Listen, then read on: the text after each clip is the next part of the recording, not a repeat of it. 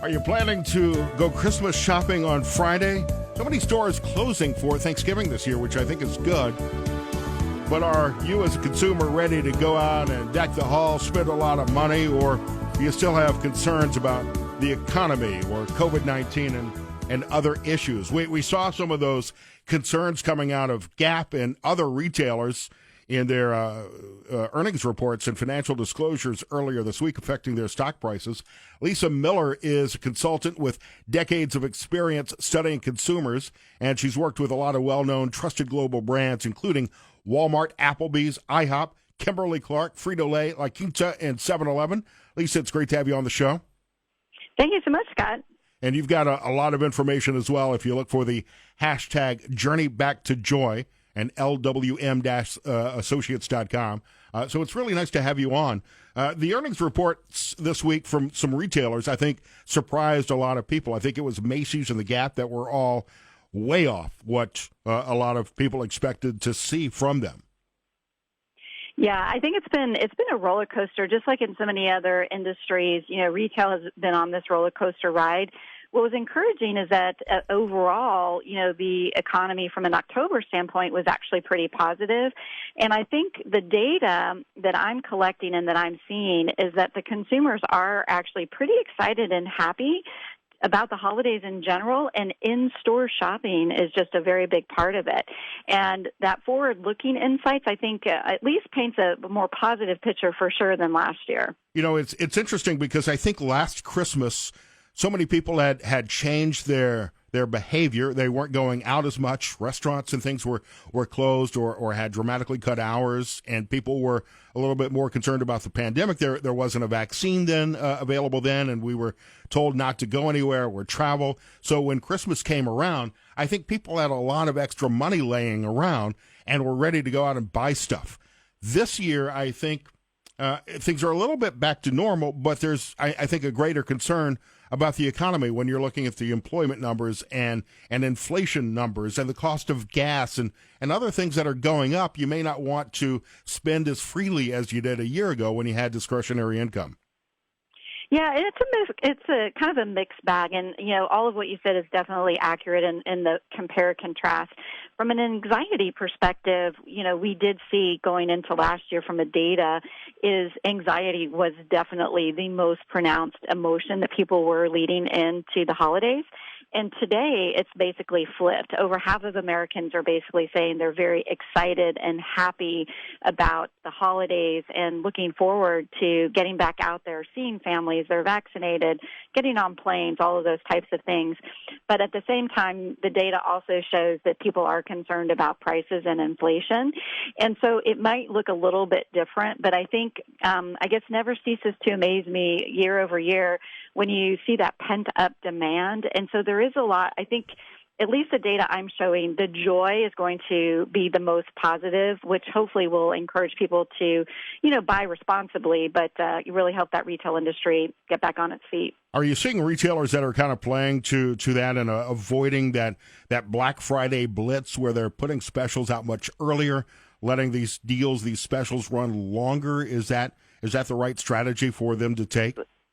Yes, definitely. And I started adding these holiday questions in my October survey. I've talked to 40,000 people over the last year and a half, Scott, and so we definitely been talking to them.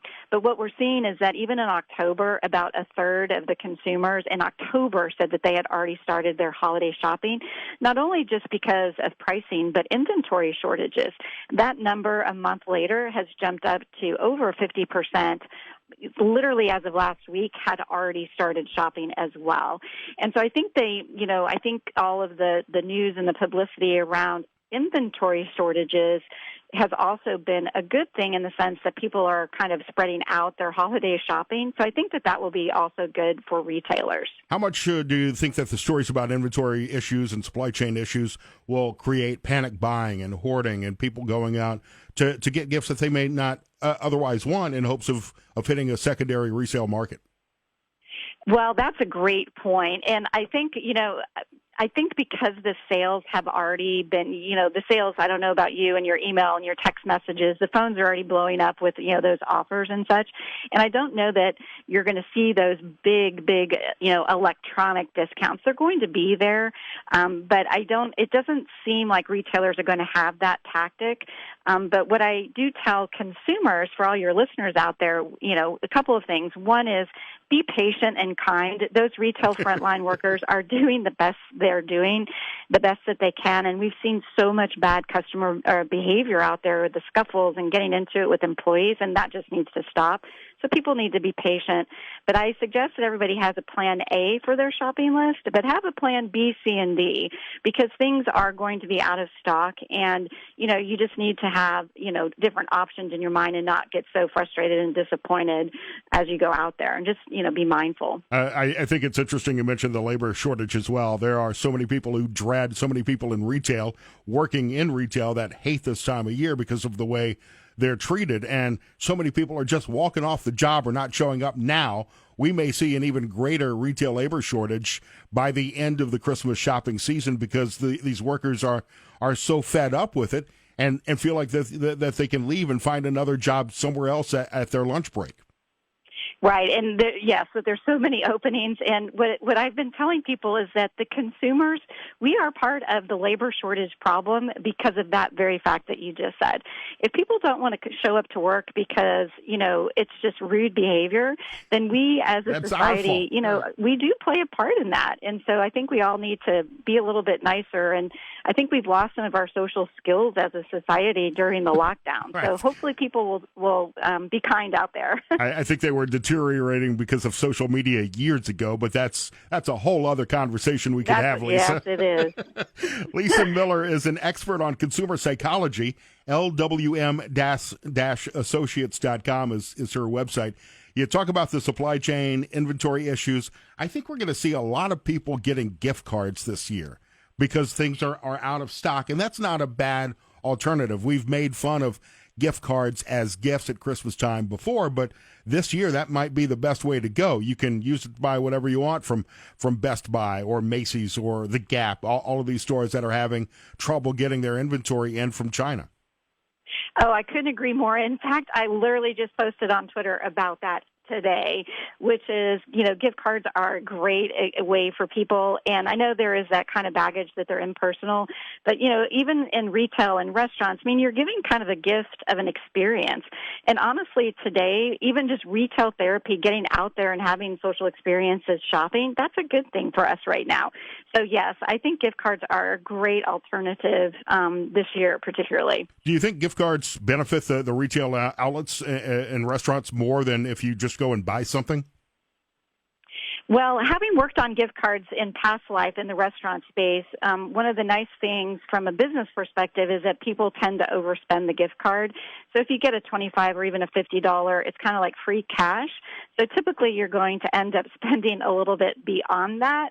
Definitely good for retailers and restaurants. Lisa, what companies, what stores, what retail outlets do you think are best poised to deal with the holiday season this year?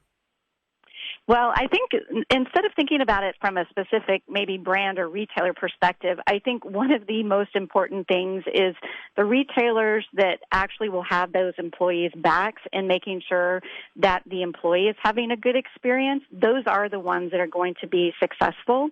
The other thing, which is a small thing, is retailers and restaurants that actually do take time and care to make the environment as festive and the decorations. I know that sounds so simple, but the consumers want to have a joyful experience. As I mentioned, I've been studying Journey Back to Joy for over a year and a half.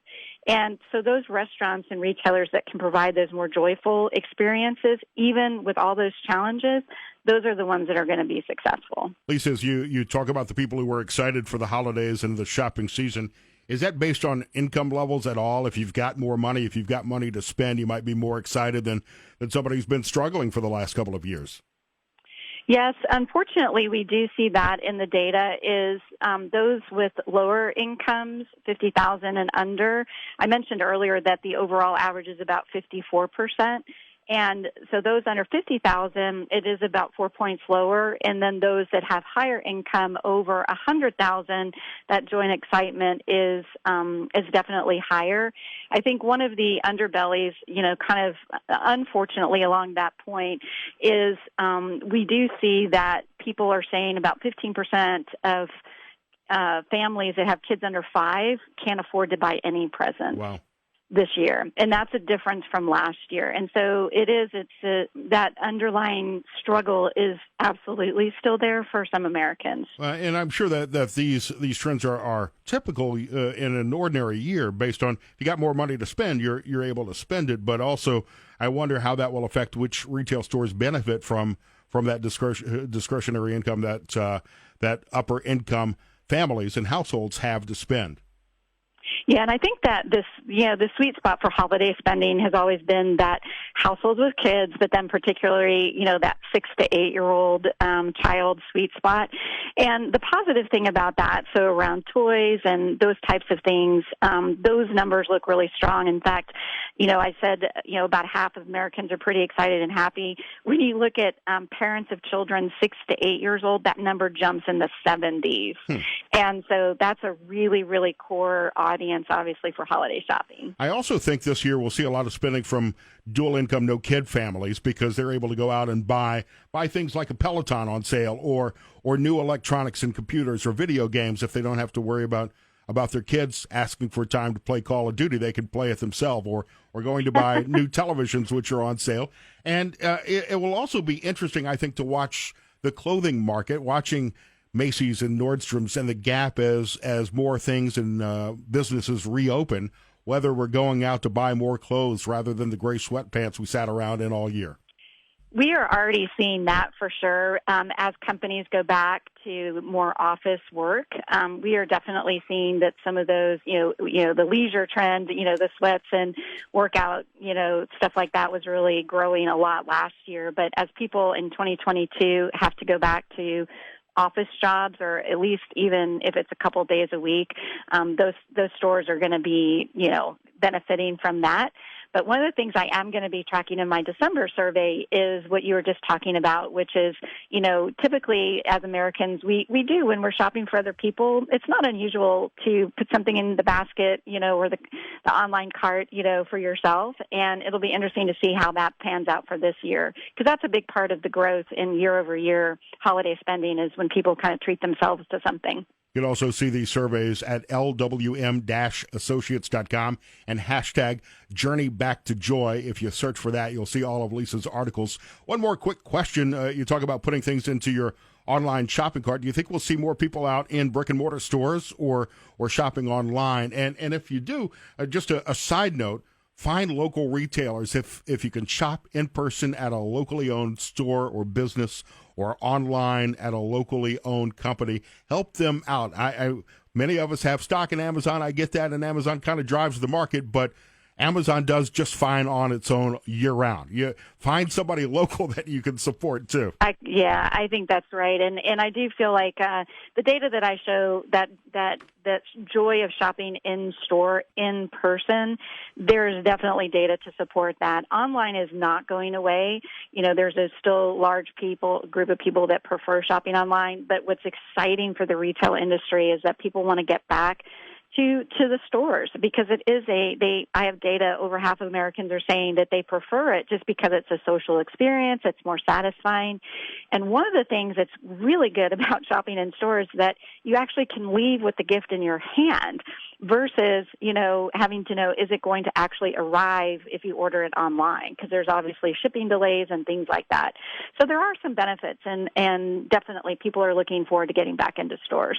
Great information. We'll see how things go. We, of course, start to get numbers on Monday after Black Friday, and we'll see how Cyber Monday goes as well. Lisa Miller, an expert on consumer psychology here on the Scott Sand Show. Thanks so much for your insights.